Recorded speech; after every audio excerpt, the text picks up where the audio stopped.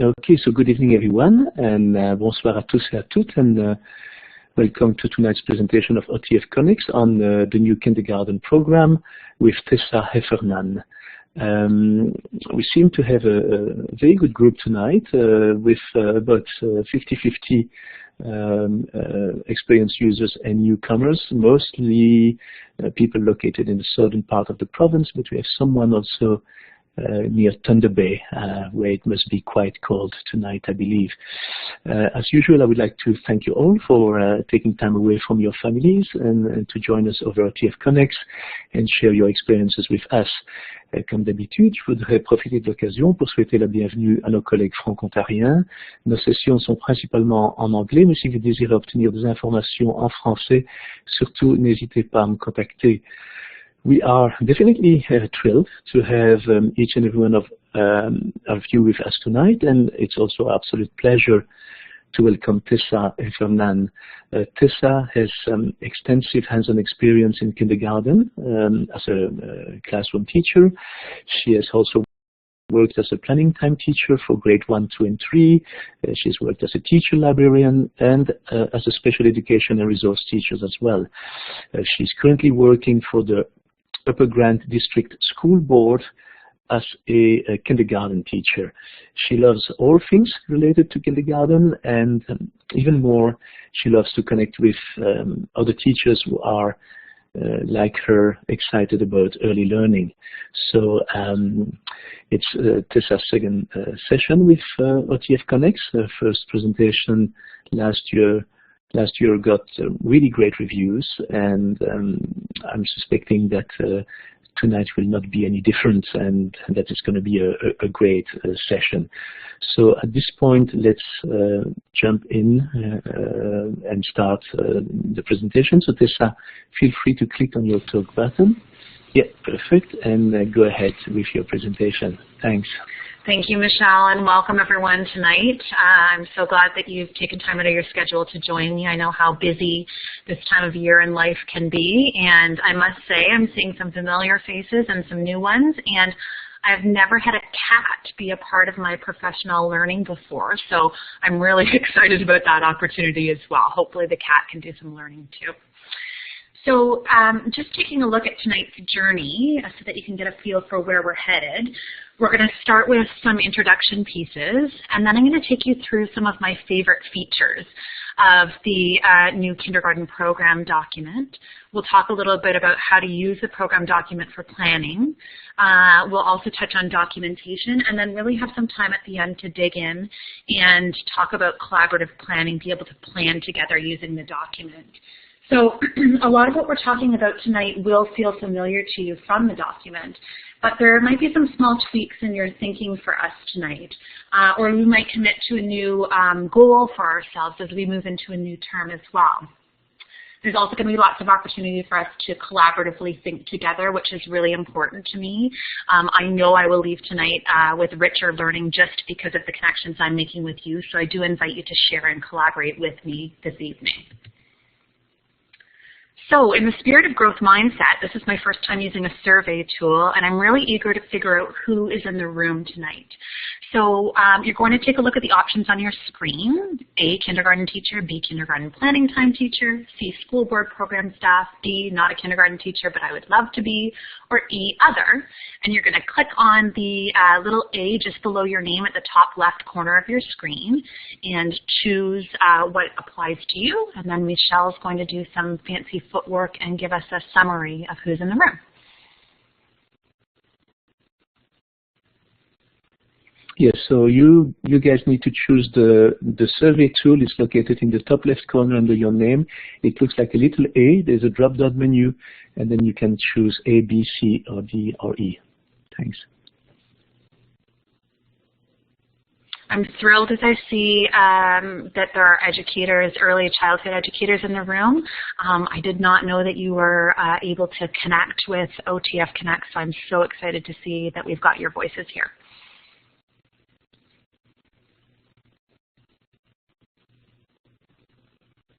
So I'm seeing the results come in. Looks like a great mixture here with us tonight. And that to me is so exciting that we're able to learn from each other. So thank you for giving us a feel of who's in the room tonight. So I'm just going to give you a little background on who I am now that we know who's in the room. I am deeply passionate about kindergarten. I've been connected to kindergarten in some aspect for 11 years now. I've been in kindergarten planning time. I also was an early years coach with the Upper Grand District School Board for a year and a half prior to this year, where I worked in classrooms for about 4 to 6 weeks on goals with educators. And I learned so much from that role and from the learning that I've done around the new program document in the last year and a half. And I loved the learning so much that I couldn't wait to get back into the classroom. So I'm back in the classroom this year with my teaching partner, Holly Dilgey, and I'm learning so much and eager to reflect on a little bit of that with you tonight. And I know, again, that I'm going to walk away with so much learning from your sharing this evening as well. So being aware that we're just coming out of communication of learning time, it's snowsuit season, it's January into February, and it's such a busy time of year, I just want us to take a minute now and take a look at a video, and Michelle will put the link in the chat box, just to remind us of the huge impact that we have in the early years as educators. So the link is in the window there. I will just have you click on it and take a look at the video, and then we'll come back and share.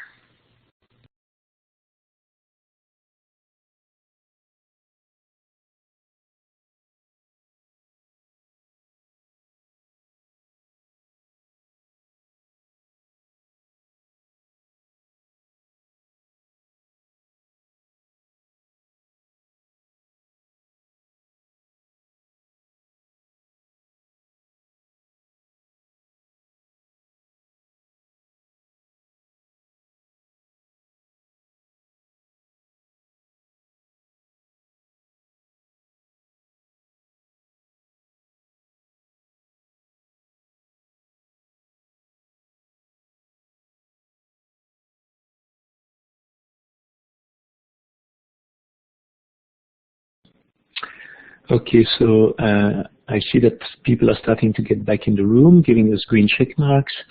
I'm sorry, it's quite a few things happening at the same time. It's often like that at the beginning of a session where we have a lot of things happening right at the same time. So some people were not able to review the video. What I suggest is that you keep the link, you copy it, and you can review it later. And tomorrow we will send you all an email with all the resources, so you will get that link tomorrow as well if you want to review it at your leisure tomorrow once you've received the email. But I think that now most people have returned to the class, and we are going to actually resume the presentation at this point. So Colleen and Kim, I agree. I probably should have given a warning that you could have used some Kleenex with that video. But I think in the hustle and bustle of teaching, it's so important to remember our impact in those everyday little moments. And I really wanted to set the scene with that inspiration tonight as we got started. So having watched the video and feeling inspired, I'm going to invite you to use your interactive writing tool, which is the 4th button down with the A on it. And I'm going to have you answer right on this slide. I'll give you a few minutes to reflect on it about what inspires you most about kindergarten. And you can see where Michelle's pointing on the slide there to fill that in.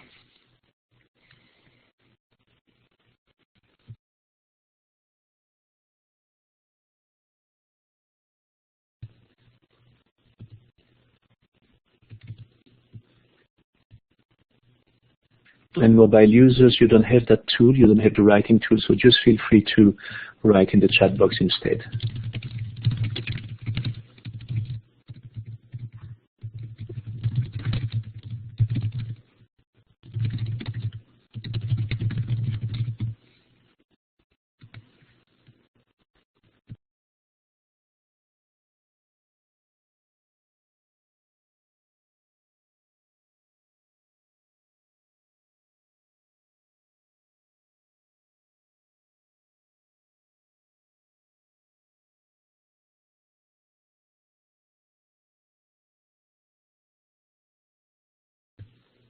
I'm seeing lots of great thinking.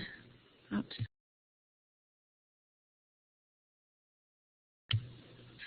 I'm seeing lots of great thinking on the screen here. Absolutely, those elements of discovery, the growth that we see early on, that wonder, that connection between teaching partners in the classroom, music and song, that person is connected to me for sure, so important about the early years. Yes, and that openness to learning. That creativity that we see and the creativity that we feel. Absolutely. Thank you for sharing your thinking. We're going to have lots of opportunities to be able to share on a slide together. And what I love is that when you come back to this session, if you choose to visit it again, all of our thinking is going to be captured here for us to learn from each other. So as we go through the presentation tonight, I want you to think about what it is that you need and where your thinking might be going here. So maybe you're making connections and thinking, yeah, I'm doing a lot of those things and I find them very valuable in the classroom. Maybe you're reflecting and thinking about what does this mean in my own context? What does this mean for us in our classroom?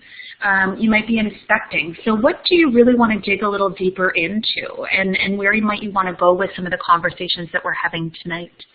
And then direction. Perhaps you're planning a goal based on something that we discussed, or a new direction for yourselves in the classroom that you're wanting to talk to your partner about over the coming weeks. As I said, it's a perfect time going into a new term to be able to make some of those new term resolutions, if you will. So raindrops on roses and whiskers on kittens, I'm going to just take you through a few of my favorite features of the new kindergarten program and how we're using some of these elements in our classroom, my teaching partner Holly Bilgi and I. One of my favorite pieces, and I could talk forever about this new program document because I truly love it, is that front matter. So the front pages of the document that get into the pedagogy, that get into the philosophy. And I often say to people who are asking, what sort of early years books do you recommend in your reading? The first thing I say is the front matter of our document, because it could be a standalone early years book. There's so many gems around thinking in the early years, that development piece. And I think it's always valuable to go back to that and to continue to bring ourselves back to some of those ideas. The other thing that I found helpful in our work and in the work that I've done coaching in classrooms, and I realize this slide's very small, but it's just to give you that visual of what's in the back of our document, is that chart. So the chart goes through all of the overall expectations and then the specifics underneath, but then it also tells us what frames all of these expectations are associated with. Yes, I'm seeing it definitely helps when you're writing your communication of learning, Patricia, I agree, to have that in your lap. And what some educators have found is that we put it into poster size and laminated it, and we're putting it up in rooms of people who chose to do that. And we would meet with our documentation around that chart, or we would say, what does that overall expectation mean again? What are some of the components within that? And we would dig a little deeper. And just having it out in the classroom where we could see it all the time was bringing us constantly back to it to get us to really feel like we were internalizing those expectations. Yes, and definitely for your learning stories and your next steps.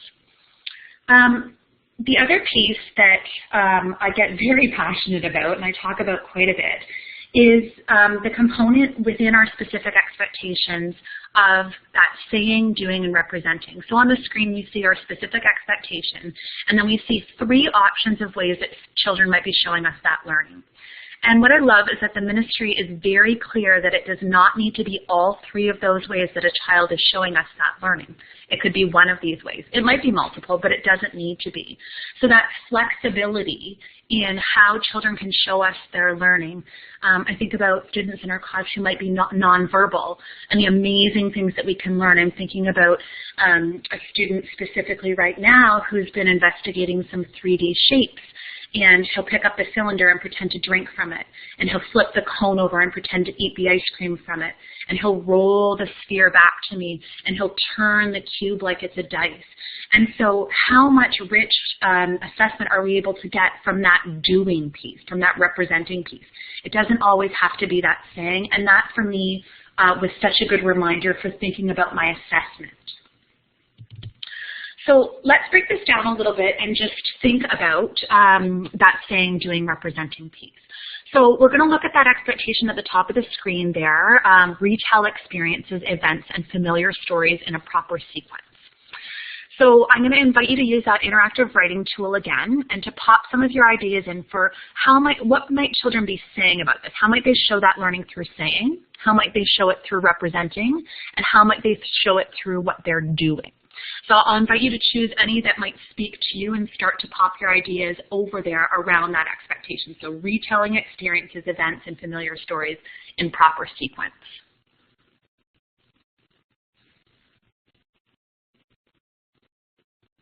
Oh, absolutely, that dramatic play of a story. Yeah, be it big body that they're doing that or small world type activities for dramatic play.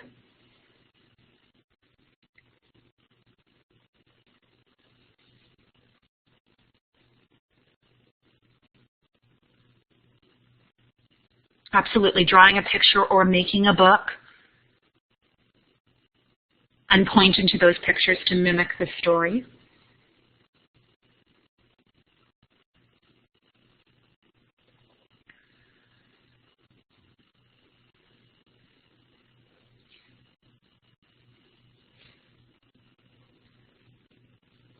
Yes, absolutely, just the vocabulary that they're using as they're recounting.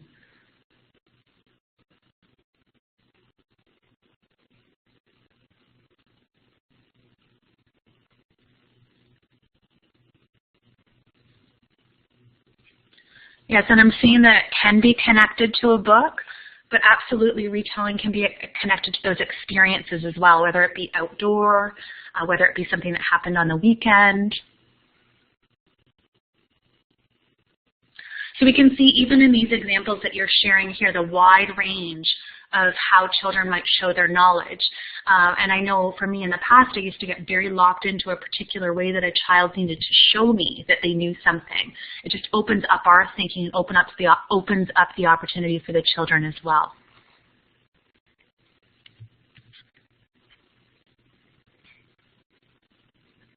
Videos and storybooks, absolutely. Thank you for your sharing. The next piece that I love is the educator piece in the document. So with the specific expectation, then there are possibilities for how we as educators might support that learning or move that learning forward. So we've got responding, which typically I think I default to, and I'm not quite as good at that challenging and extending. It takes a little more thinking for me to think about, okay, what might be the next step? Where can I take this? With the children. And so we can see that there's all of these suggestions directly in the document as well. So we're going to move into an activity with the responding, extending, and challenging. But just before that, our speech and language pathologist with our board introduced a concept to me, and it comes through Hannon Teacher Talk, and it's OWL, which stands for Observe, Wait, and Listen. So sometimes when I think about that respond, challenge, extend, I catch myself in, did I spend enough time observing what the children were doing before I jumped in? Did I spend that time waiting to see what they would do in their interactions or in their conversations together?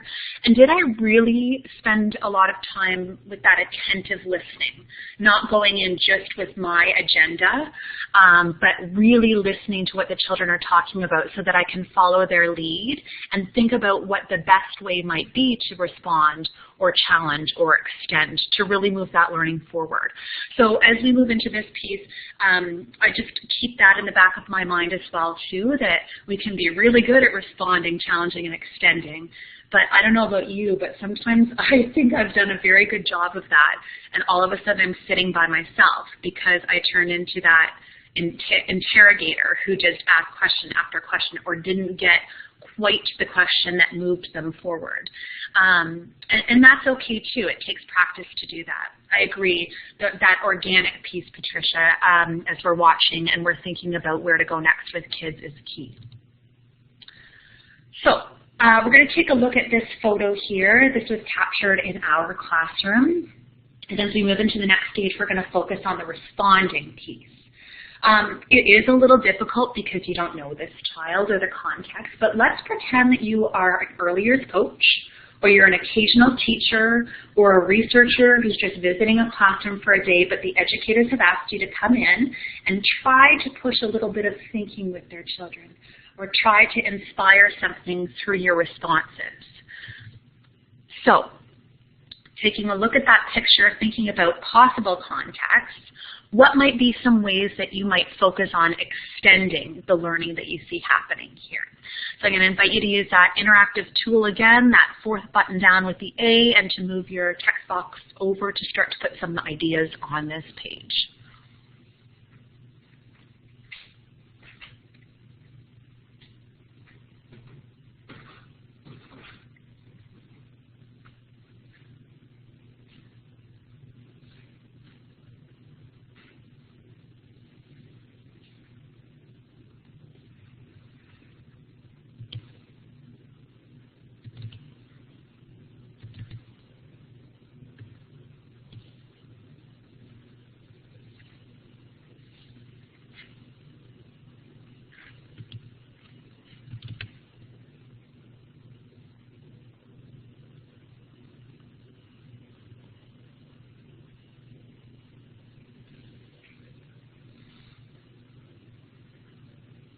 I'm seeing some great beginnings of questions that could be transferred to anything.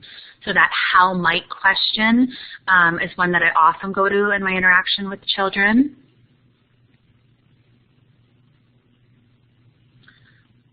I'm seeing some connections to some math strands as well.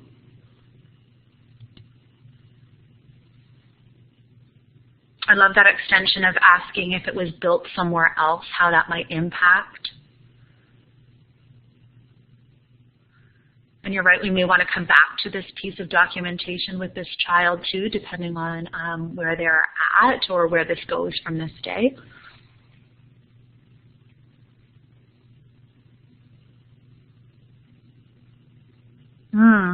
I love that connection of do you have a name for this creation and where that conversation might go.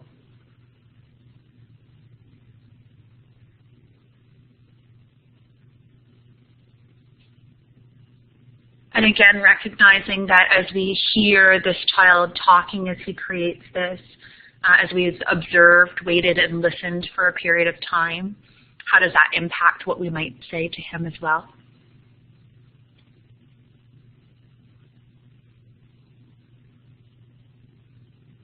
I'm fascinated by all the sharing that we're seeing tonight and already learning so much.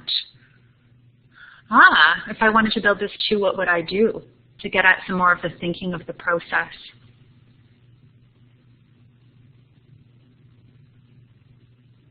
Does this creation represent something else? What happens if you let go? I love it.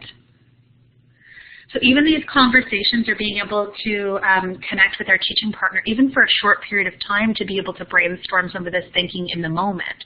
Just seeing from how the conversation's going here and how our questions and talking about some of our questions and moving the learning forward can move our own learning forward. Sometimes those small moments in the classroom to be able to observe as an educator pair can really move learning forward as well. Thank you for your sharing. So I'm just going to ask you quietly on this next slide to think about either of these pieces.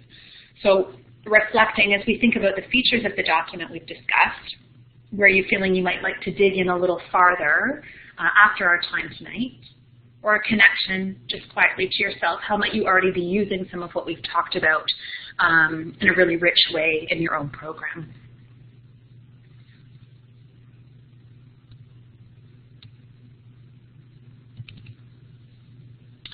So moving into our next piece, another one of my favorite things is the video links in the document. So you read something, you're really intrigued by it, there's often video links that you can click right into to learn a little bit more. Some of my favorite video links come from Dr. Jean Clinton, who many of you will be familiar with. And so I just thought we would look at a brief clip on growth mindset that's directly in that front matter of the document. And Michelle will pop that link right into that chat box again for you to click on. There it is. And when you are done with reviewing that clip, give us a green check mark to let us know that you have returned to the class. Thanks.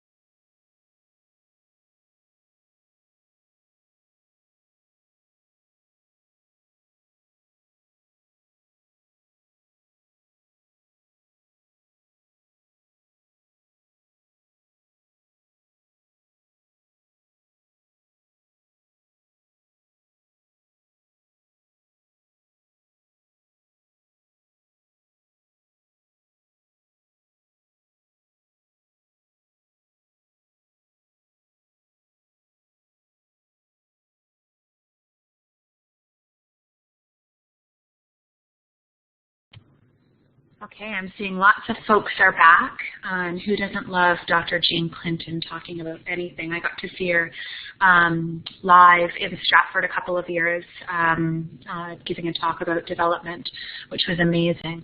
So as we go into this next video, I see a lot of you reflecting already. This is such a reflective group, and I'm feeling so inspired by you. I'm going to challenge you to think about one word that's making you reflect after looking at the video, and to use that interactive writing tool again to put your one word on this slide.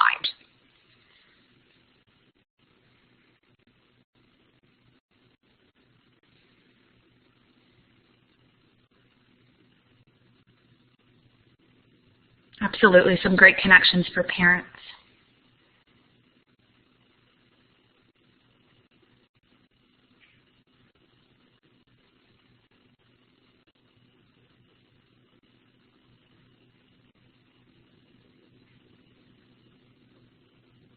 Yes, giving opportunities to children, that open-mindedness and inclusiveness.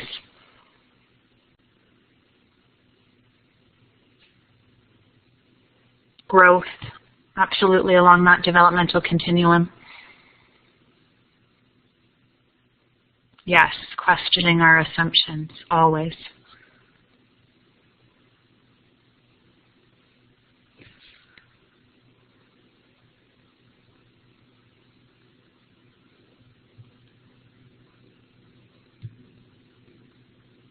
Yes, not being afraid of some of those challenges along the way. Fabulous, thank you for sharing. So as we finish just this piece around the favorite things within the document, and then we'll move into our next section, my final favorite thing, but maybe my most favorite thing, are the conceptual understandings listed through the document. So many of you will know for each overall expectation in the document, there are conceptual understandings or big ideas listed under that. And actually, I was talking with a grade 4-5 teacher today, unrelated to this presentation, about how difficult it can be sometimes in the curriculum to go through and pick out those big ideas to drive our instruction. And he was saying he so wished that he had these conceptual understandings pulled out for him in his document like we do in the kindergarten document. So this in our classroom, I'll talk about it a little bit more later on, really drives a lot of our small group, drives a lot of the opportunities that we're offering to children in the classroom as well, and just enriches our understanding of these expectations. Planning with those big ideas in mind is key, and they can also help us with next steps for kids. Really help us with some of our descriptive feedback to children in their learning as well. You know, I see they really have a concept of this, and it makes sense to go here next. Also informs our own assessment then as well. Holly and I do have a plan. It's one of those things that you have on your list of things to do that we've not gotten to yet. But we want to print all of the conceptual understandings for math, which is a focus for us this year in some of the collaborative inquiry work that we're doing, and have those readily accessible in the classroom to constantly come back to and have, again, like that poster we talked about earlier, right out in the open for us to think about and gather around. So moving into our next piece here, we'll move into a little bit around planning and then some collaborating again, is using the curriculum to help us plan. And I know my friend Jen Apgar is here tonight. When I was involved with our curriculum team last year and the year before, I had the pleasure of working with math coach Chris Smith and our board. And she introduced us to a new way of looking at the curriculum. And since then, in our board, lots of us have done some investigating around the expectations in the document. And so what she had us do was look at the what of a specific expectation, the with what, and the how. So seeing that the curriculum was not a checklist to check off, but there really are some valuable pieces in here of how to plan, of how to investigate these things with children, some real nitty-gritty that we can get into. And ever since she talked about that, and I know in our team as well, our kindergarten team, it's just changed the way that we look at specific expectations. So if I look at expectation 15.1 on the screen here, so I'm looking at how is the investigate piece. The with what is the number line, a hundreds carpet, a board game with numbered squares. And then we're looking at the topic as well, so the position of a number and counting. So how that allows us to dig in a little bit more too. And actually I learned from my curriculum leader, Blaine Primo, just last week. I had no idea, maybe you already know this, but the EG, the examples within the specific expectations, are educator choice. So you might choose to use a number line, you might choose to use a hundreds carpet, depending on the needs of the children, so knowing our kids again. The IEs that you might see through the document are non-negotiable. That needs to happen. So we got caught up in conversation around that hundreds carpet about if we're really digging into numbers to 10 in kindy and we really want that deep sense of 7-ness and 3-ness, what are we thinking around the hundreds carpet? But when we saw it as this might be something you could use, we thought about, oh yeah, we do have a group of kids who really could benefit from looking at that piece too. So just a different way to look at the curriculum as well in those two different places. And Jen, I'm saying, yeah, absolutely, the how for sure. I love looking at the how. And interesting, that next piece about the why. I like the way you push thinking here. We're going to look at our last video now and then move into our next part. So we're going to move into a little bit around documenting learning. So this video is quite lengthy, but I've shortened it to just watch the first 4 minutes and 8 seconds, but we'll go to 4 minutes and 10 seconds. I think Michelle will put a timer on for us as well, too. And so this is Carol Ann Lean talking about pedagogical documentation. I'll let you take a look at that, and then we'll come back and take a look in a little bit more depth. So that link is in our chat room here.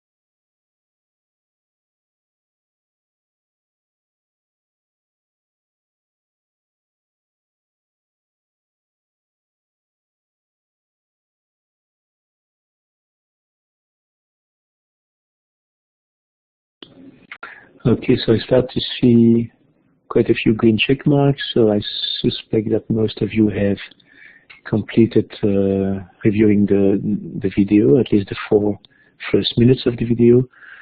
So I think we can resume now if you want, Tessa. Great. So if that's something you want to go back to, of course, you can. There's a couple more minutes to that video, but I just wanted us to get the first piece of it for the next part that we're going to move into. And if Carol-Ann Lean's talk was of interest to you, I know I can never get enough of what she's sharing. There are 2 other videos at that Think, Feel, Act series with her around pedagogical documentation that are really worth taking a look at as well. She does talk a lot about the preschool age, but in terms of documentation, there are so many connections, of course, as our early childhood educators here know, to moving into that school age with documentation. So I just want to go through a few slides here. There's a couple people here who this will be familiar for, and we'll just kind of enhance some of the conversations we've had in the past. But I went to see Susan Stacy speak, and she's got a book out, a couple of books on documentation right now as well.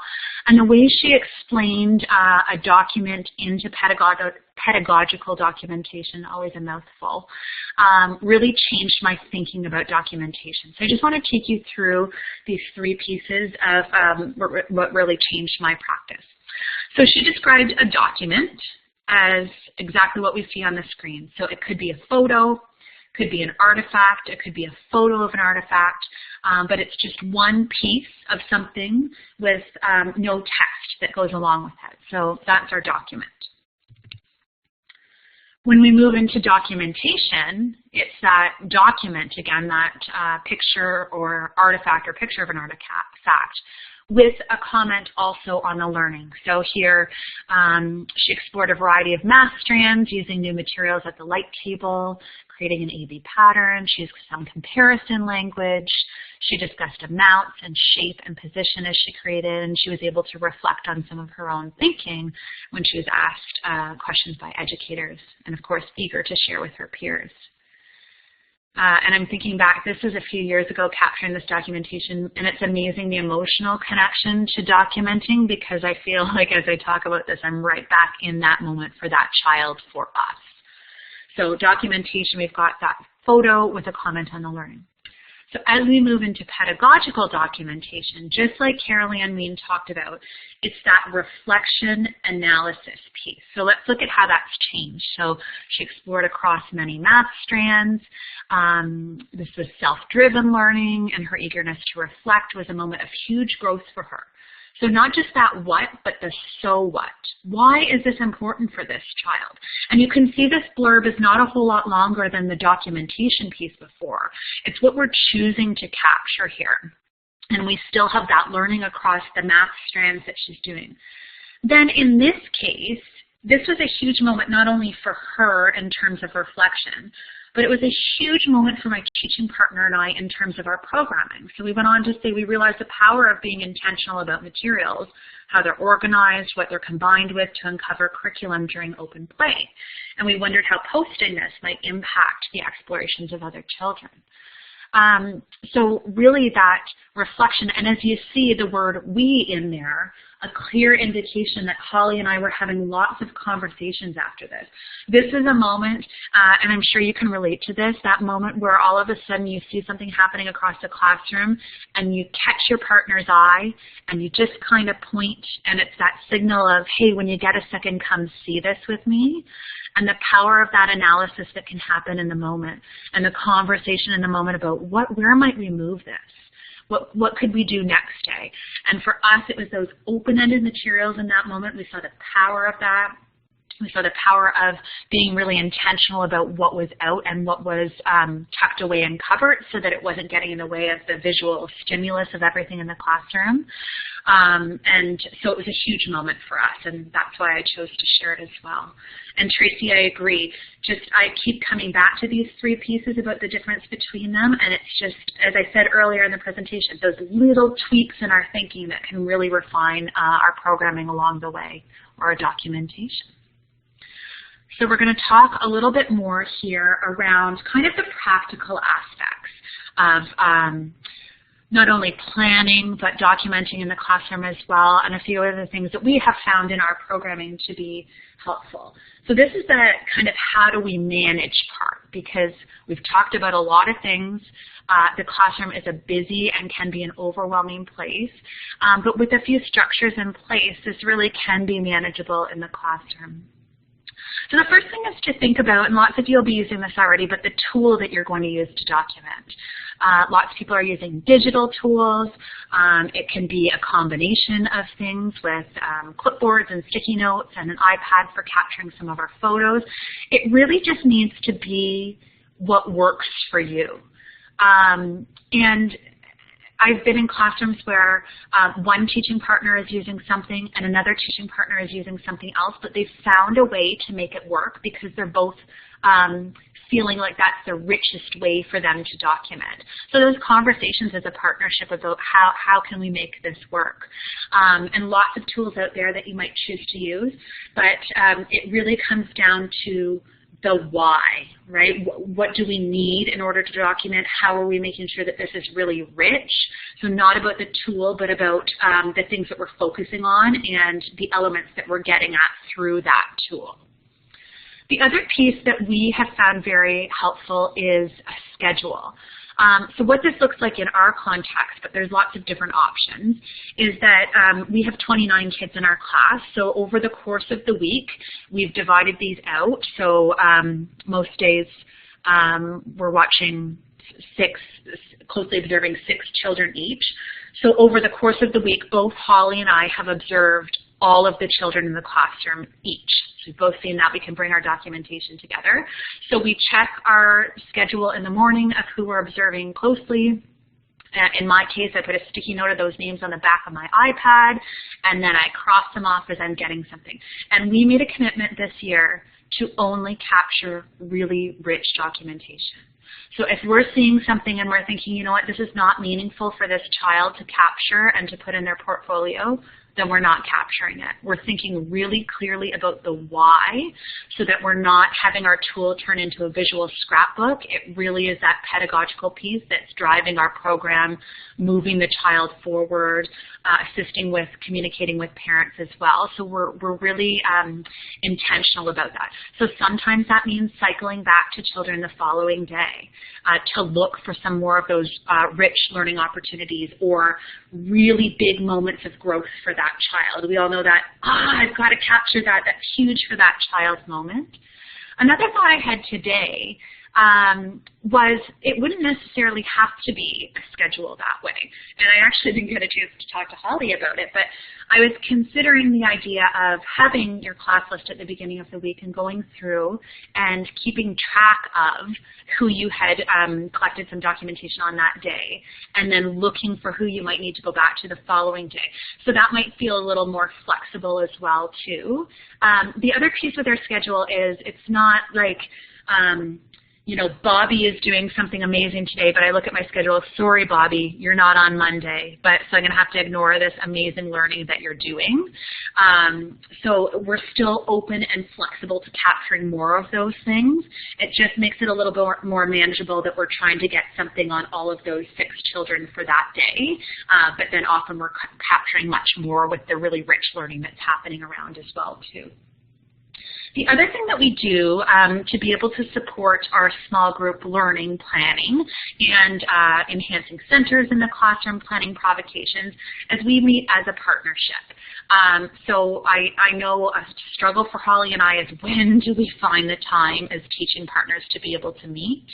And so what we've done is Friday afternoons, we end our day with outdoor learning every day, but we come in a little bit earlier and we put a couple of stories up on our projector for the children or an educational video clip or something like that. And we sit and we go through our documentation from our small groups for that week and what we saw out at learning as well. And then we also will talk about how we might enhance the programming and where we might go next then in our small groups. So that time we find very valuable, and we do our literacy and math as well. And our goal for math is that we get to 2 math groups. We see each child twice during the week, one for number sense, and then another one for another strand. We're exploring with spiraling around the curriculum this year and coming back to different strands later in the year to allow kids to build. And then we do we see each child twice for literacy small groups. And so when I'm talking about literacy small groups for the purpose of tonight, I'm talking about intentionally pulling children with a learning goal in mind, but some flexibility as well, and still through that exploration piece of things. But we have found that meeting time on Friday afternoon that we've carved out to be huge in being able to think about how we will group children, how we will move learning forward. And when we group our children, we do both mixed abilities, so thinking about how we can build that growth mindset piece and have children of different abilities come together. And then also, as we look at the continuum of this learning, who might need a little more in this area, who might need a little bit more in this area, and making decisions based on that. The other piece then is conversations throughout the day. So just like that moment at the light table that we saw with the documentation before, then we're thinking about how we can call each other over in the moment if we're able to do that, but also then how we might be able to plan about programming for what might come next. So taking advantage of those moments. So Jen, I'm seeing in the chat room here around provocations and then knowing the interest of the child. So absolutely, in those moments that we're discussing and seeing that learning happening, what might we put out next to move the learning forward? And a tweak in my thinking recently was, how are we making sure that we're putting out things to move the learning forward? It can still be connected to the interest, but not just constantly thinking about how to re-engage kids. How are we engaging them and moving the learning forward, which was a tweak in my thinking around provocations. And I saw a question just earlier in the chat room about, are we planning on what particular frame we're documenting around with our children? Yes and no. Typically, it's more open than that, and we're looking for all of the rich learning that we're gathering, but sometimes there's really specific things that we're looking for. And so I'm just going to move into my next slide, which might go in a little bit more detail for you with that. So another thing that we've started to do is we use morning time to meet as a team as well. So we're lucky in our case, Holly doesn't have morning duty outside. I get there early enough to have everything set up in the classroom so that it's ready to go and she doesn't need to do any of that, because we really wanted to value our time together in the morning, and our plan was to look at our documentation. So what we did was we printed off the sheets for each frame, like you can see for belonging and contributing on the screen here. And these came, I know, from a kindergarten Facebook page originally, and then we popped in the key learning and growth and learning and next steps on ours. So what we do is we meet in the morning and we talk about 3 kids each morning. We go through our documentation in our tool that we've gathered, and we start to pop some of this onto the pages so that we can look for holes in documentation, which I think that question was getting at with do we have an intention in a particular frame when we observe children? So as we talk here, we're thinking about, yeah, we're not seeing a whole lot in this area for this child. Okay, let's pop that down, and we're looking for it over the course of the week. I found, if I'm being completely honest, which I like to be, early in the year, we were really good at meeting regularly. In the middle of the year, when we got to Christmas time, we became a little bit more lax about our morning meetings. And I found, I'm seeing communication of learning writing in the chat box, I found this set much more challenging to do than initial observations because we had not been having these conversations. So something that Holly would see from Christopher and small group, we're talking about here, and again, we're only pulling out those really rich moments of learning to capture here. Then all of a sudden, I see Christopher engaged in something later, and I know it's growth because she and I have had that conversation. So that's been really key for us, is to use this tool, and this is the analysis piece that Carol Ann Ween is talking about. How are we making time to come back to this? and how are we using it to inform our programming and to think about moving learning forward. Colleen, good question. We don't carry it with us through the day. You definitely could. The way we're using it is we've got it on a clipboard just up on our shelf, and then we pull that out when we're meeting in the morning. And then if we're observing a particular child, we could go back to it. But I find because we've had these conversations, and they're really rich conversations where we struggle with what can we do for this child in this area? What materials can we put out? How can we support them? That a lot of these conversations are already really ingrained in our mind when it comes to that documentation piece. So I just thought that I would share that as one piece. It really has strengthened our communication. It's strengthened my feeling of knowing children in the classroom, because it's not then just up to me or Holly to see these kids. We're bringing our observations together and analyzing. And it just took carving out and prioritizing that time for us. Definitely can depend on the partnership. We always say we try to come from a place of research. We try to come from a place of let's try it and see what we think. But you're right, we have to sometimes in partnerships pick and choose what we're going to focus on as a partnership. So just something to consider that may be helpful for you. If you are interested in that, Jen, it's not shared with planning time teachers, but that would be an awesome next step. I've seen some planning time teachers involved in using different planners around these expectations. That would be great. If this is a document that you think would be helpful to have those expectations overalls down the side and key growth and learning next steps on the other side, please send me an email. My email address will be at the very end of the presentation, and I'm happy to share those slides with you that you can just print off, because there's no point in you doing that extra work. Again, thank you so much for your interest, enthusiasm, eagerness to share. So now we're going to get into our last piece tonight, and we're going to really spend some time sinking our teeth in here. I want to come back to this idea of conceptual understandings, because I believe they're so important in our document, and they're there for us. So what I've done is I've taken a look at the conceptual understandings for measurement. So as we see these conceptual understandings here, these are all of the ones attached to the measurement overall expectation. And then you can see in the dotted box below, what I've done is I've taken a look at them and I've thought about how we might be able to chunk some of these together. So I've pulled out, we're thinking and learning about how measurement helps us describe, compare, and communicate. We use different tools to measure different things. The unit used to measure makes a difference, so connected to all those other conceptual understandings. And then I couldn't leave out that any space in between units counts as a measure when we're really working towards that deep understanding of measurement. So I've pulled just those 4 out. Sometimes Holly and I will do that in our small groups, or when we're focusing on the learning out in the classroom that we want to reflect and transfer the small group learning. We'll think about, okay, what can we chunk together that makes sense for a good place to start? And then which ones might we cycle back to as kids are ready to move on? Or which ones might we need to stay with a little bit longer? So I'm going to move on to our next slide here, and then you're going to see that chunking of conceptual understandings follow us. And I want us to do some collaborative planning. So as we look at the bottom, that thinking and learning about how measurement helps us describe, compare, and communicate, different tools, unit, and any spaces in between units counts as a measure, though all of those conceptual understandings around measurement.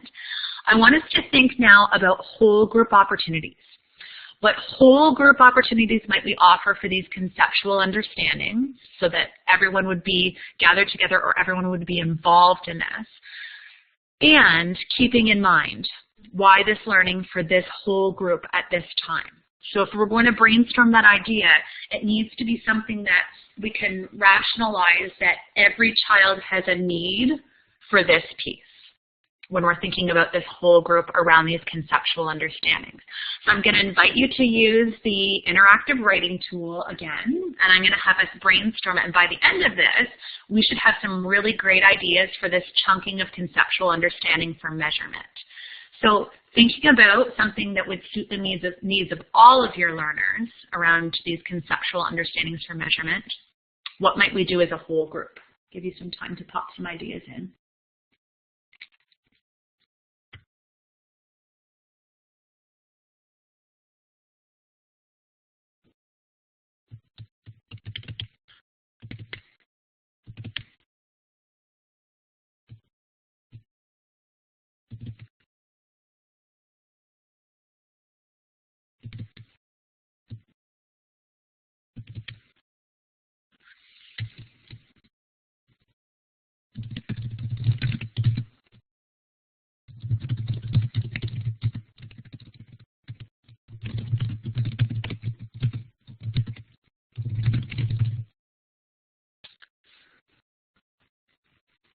Yeah, so I'm seeing the lining up idea, which is, oh, for class photos.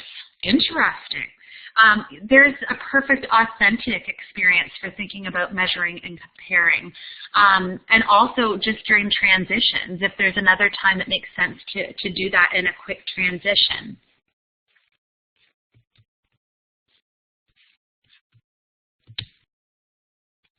Absolutely, being aware of those different kinds of measurement too, that we're not just stuck in one method. Yes, I've seen that in classrooms to have a measuring tape up along the wall, and as children are interested, they might come over. It might lead to recording some of those things too, but it's accessible for the kids.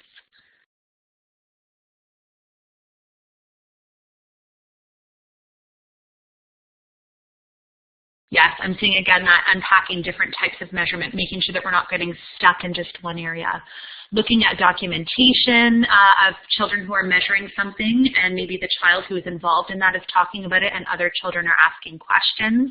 That might be something to bring back to the kids as a whole group experience. What about things like read aloud? So choosing a book that's getting at a concept of measurement that everyone could be involved.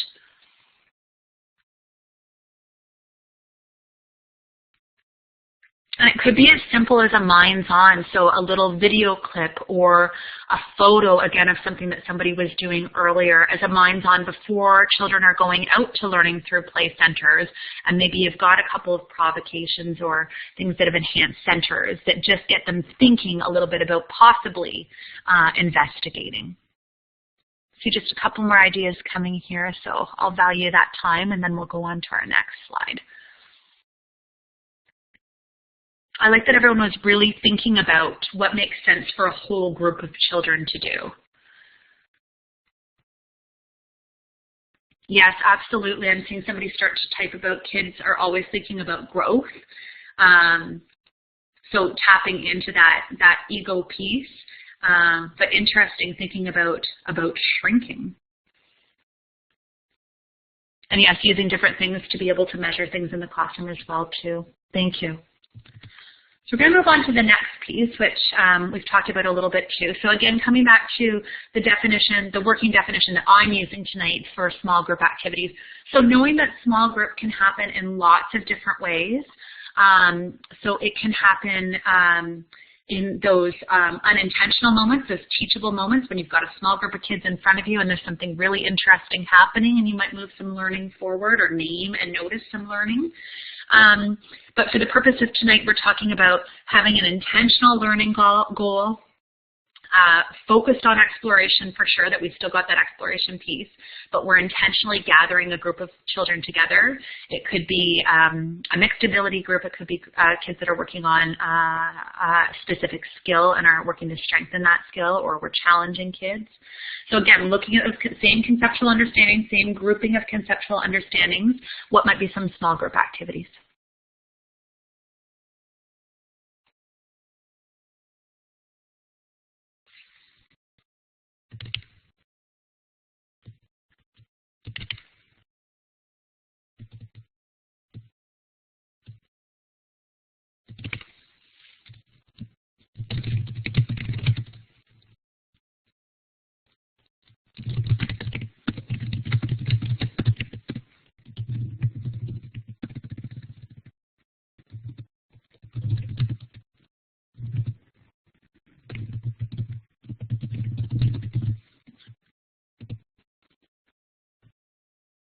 Yeah, so it could be a challenge of a question that you're asking. I just saw in there. Using different non-standard units to measure classroom objects, and I love giving children choice around that too. And then we're getting at that piece of comparing, describing, communicating, but also that unit of measurement and any space in between. Getting out into the school to be able to capture some different photos, another great idea. Could even be a read aloud in a small group too. Wouldn't necessarily just have to be whole group.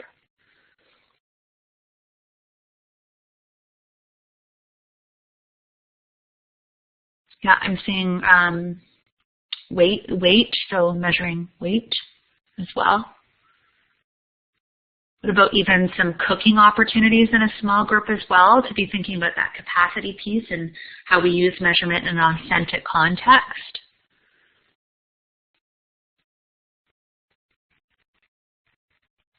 Yeah, lots of great ideas here. What is the tallest structure you can build with 10 Lego? Now I want to try that in my classroom as a challenge or provocation tomorrow. Yeah, and absolutely, there can be things in our different contexts that can get in the way of some of those experiences I'm seeing in the chat room too. So again, knowing your context, knowing your kids, knowing your community, and making decisions accordingly. And I see Play-Doh. So Play-Doh, a simple one that can be done right in the classroom too. Awesome. I'm seeing a huge collection of measurement activities that you would be able to use and I would be able to use across different intentions. So now moving into our next slide, I'm thinking about provocations as, in this context, I'm thinking about it as a collection of materials intentionally placed together to provoke thinking about measurement and these conceptual understandings. But also it could be a photo of something to get somebody thinking, or a challenge, as we just saw in the last slide too. So what are some ideas around these conceptual understandings for provocations?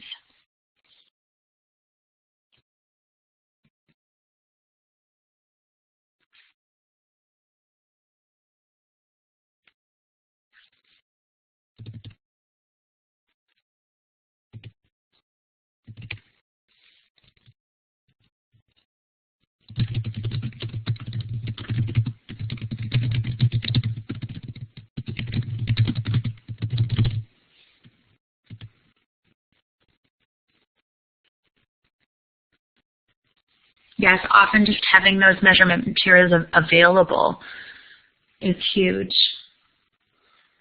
A collection of different sizes of containers and a tray for pouring. I know in our room sticks are always a hit, so having children collect some of those sticks and where might they be able to go with some of that measurement.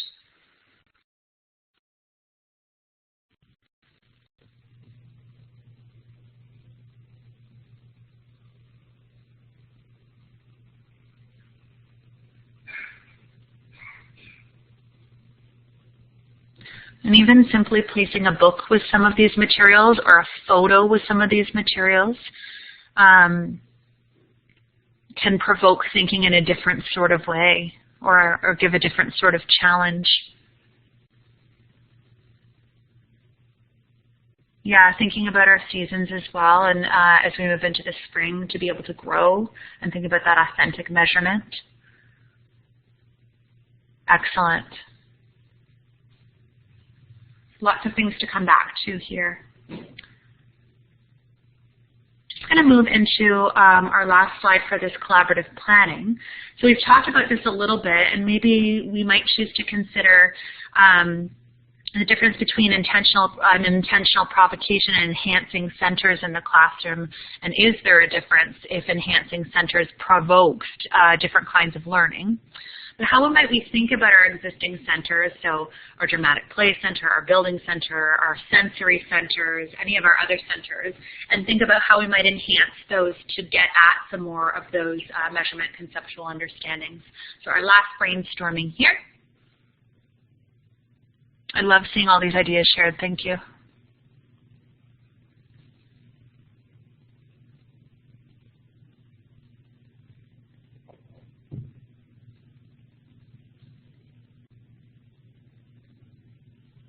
Yeah, being really intentional about the materials that we're choosing to put out at a center, or the materials we're choosing to tuck away and put different ones out. So cups, scoops, all of those things in a sensory bin might start to get us thinking about some more measurement, and then tucking them away and putting something else out might get us later into a different strand.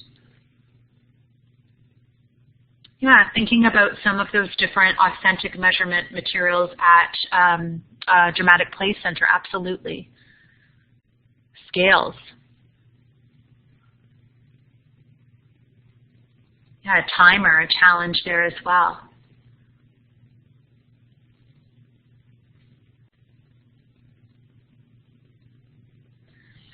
I think even things like I'm seeing tape measurer, what child does not love those adult materials? That's been some of my biggest findings in my work as an early learning coach. So thinking about tape measurer and then adding things like Post-it notes and pens. So how might they start to record some of that thinking? And then we're getting into how numbers connect to our measurement as well and how we can record our thinking.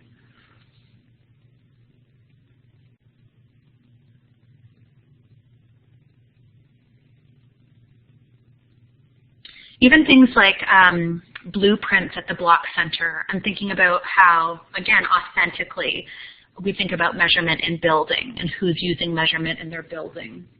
Who might come in and talk about how they do that in their everyday work. And again, I find just like provocations, enhancing centers with books about different topics that might get at that measurement piece are a very powerful way of moving learning as well. Oh yeah, somebody's got those clipboards up there too. Thank you to whoever's recording some of this extra thinking as well. Excellent.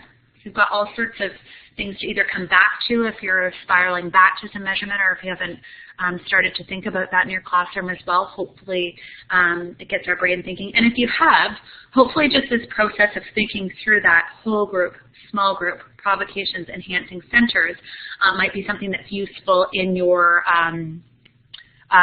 planning and thinking about your classroom as well. So I can hardly believe it, but we're at the last slide here. So just acknowledging that we just have a few minutes left here. I just wanted to check in to see, and I think everybody's been pretty confident in asking questions throughout the night, but I just wanted to give a brief minute here to see if there are any burning questions that you still have out there. You could either write them on the slide or put them in the chat box. And again, knowing that you're welcome to email me, and I've got my Twitter address on the next slide as well. So if you're a percolator like me who likes to think things through and then you think of something the following day, please know that my door is always open. So I'll move on to the next slide, but you can feel free to put anything in the chat box if you'd like. So I want to thank you. It can be a little nerve-wracking to talk to a group of people and a cat that you can't see. And I'm always inspired by kindergarten teams, as I've said before too. So I was so inspired by your sharing and your passion, and I'm so excited to be an Ontario educator, to be surrounded by people who are giving up their Tuesday night and sharing all of their ideas and being open and brave and taking risks. So I've just loved my time with you tonight. I do have another webinar coming up in March 21st. I don't think it's open yet for registration on OTF Connect, but it's called The Power of Relationships. So thinking a little bit more into that belonging, contributing, and self-regulation and well-being frame, but then how that impacts the other frames as well too. And that's another passion of mine, is the importance of relationships and how that impacts learning in the classroom. So that's another one coming up. If you'd like to join me again, I'd love to see some familiar faces. So I will sign off for now, and my information is all on the slide as well. As I said, my door is always open, and I've loved learning with you tonight, so thanks a million for being here on a chilly Tuesday night. Thank you so much, Tessa. Wonderful session with really lots of participation. I can't believe it. That was really fantastic. It was certainly a beat and a lot of fun. I noticed that a few of you had some technical difficulties tonight. Stacy seems to have been booted out a few times. Sorry about that, Stacy, and I think a few others as well. And sorry also about the cat intrusion and my phone ringing early on. And since I was told that panda and cat pictures are very popular, I'm going to try to see if I can share with you the picture of this feline disturbance. Let's see if it works here. Yes, so that's actually a picture of my little boy Noah, or little boy Noah, should I say, with our cat Misty. But I must confess that they've both grown quite a bit, and now it's actually in third year university already. So, yeah, time passes really fast. I told Tessa how much I love moderating our TF Connect session for kindergarten teachers. I definitely think that it takes unique and wonderful qualities to be a kindergarten teacher, and a lot of patience. And you guys were all so positive and so enthusiastic throughout the session. So thank you very much for infusing such positive spirit and for sharing your ideas all along this session. So I have a couple of more slides, 4 to be exact. So these are some extra slides that will be included in the recording and as resources as well. But here are some of the slides I still want to share with you. So we actually have a couple of great sessions for kindergarten teachers in the coming days. Tomorrow, a presentation by Scott McKenzie on coding math stories in elementary. Then on Thursday, I'm moderating for Matt Aldrich a session on playful mathematics. Matt is a really cool teacher, so that would be February the 8th on Thursday. His sessions are entirely improvised and completely informal. He does not seem to have a script, and that makes his presentation quite different from our regular sessions. It's really totally informal, and I must confess it sometimes makes me a bit nervous as well. Then on Monday, February 12th, I'm moderating for Jen Apgar a session titled Inquiring Minds for the Future, geared to kindergarten to grade 6 teachers.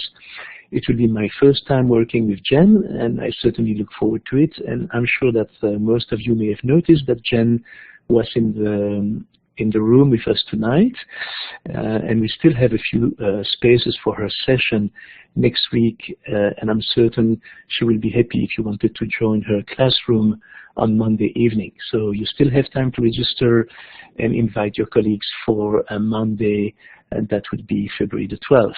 And then on February the 15th, there's a session by Lee Castle. I've worked with Lee many times in the past, and she's a wonderful facilitator. It's a session on a new project that will see kids creating a guide to Canada. I don't really know more details about it, but I can tell you that it will be really interesting. And again, that is a session geared towards kindergarten teachers, I believe. So, and also obviously Tessa just reminded you that she has a session at the end of March, and I'm going to post for you the links to our OTF calendar and to our past webinars, and invite you to go to our calendar in the next few days, next few weeks, to make sure that you can register for Tessa's session at the end of March. I also would like to tell you about another opportunity provided by OTF and the Ministry of Education. If you are a qualified teacher and have completed an additional qualification course in math, technology, or kindergarten, you may be eligible for a $450 subsidy. I'm going to paste the link in the chat box for you to apply to this subsidy, to this $450 subsidy. I always like to remind you guys that we need your feedback. It's very important. We get funding from the ministry based on the feedback, and we really love to get positive feedback. So when quitting Blackboard, you will be presented with the opportunity to give us your feedback. It's just a short questionnaire. The survey only takes a few minutes. If you are able to do it right after the session, that would be really great.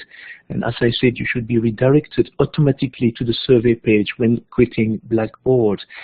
And then after that, you will be redirected to another page where you can enter your name, and you will get a certificate of participation to this training session that you will be able to add to your professional learning resume. So to get that certificate of participation, you first need to answer the survey.